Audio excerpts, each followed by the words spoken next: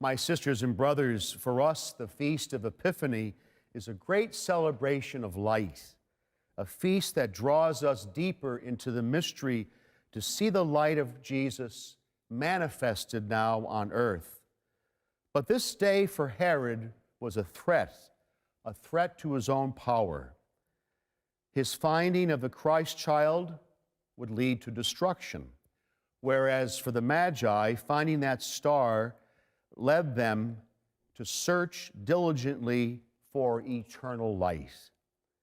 We know, like the Magi, what we're looking for, and our searching for the light allows us not to simply keep searching aimlessly without direction. No, it calls us to do what the Magi did, to give their gifts, to help the light to be kept burning brightly, and allow that light to be a lamp for our own feet.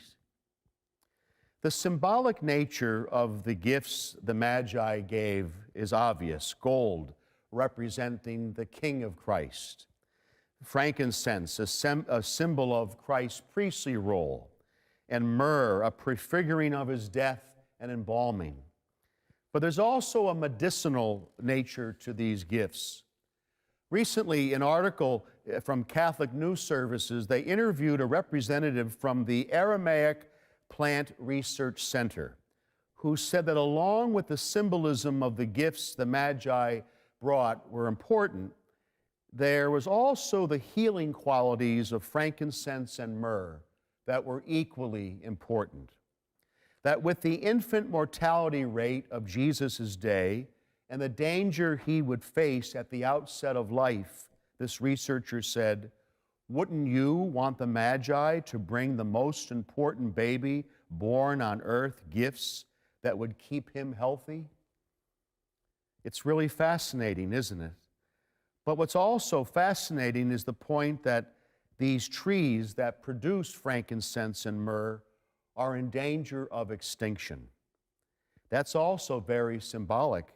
If those trees that produce the gifts given to the Christ child are in decline, we have to ask ourselves, what are we doing to make sure our gifts to the Lord are not in decline, but are filled with light? Can we be the Magi of today and realize how important it is for us to never take for granted that the light that we have received at baptism is to be kept burning brightly?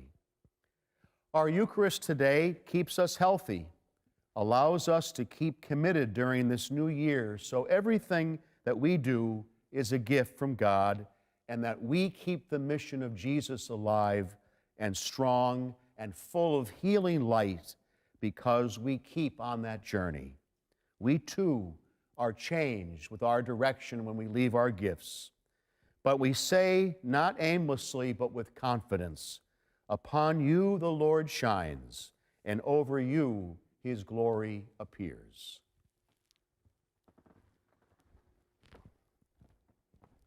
The Magi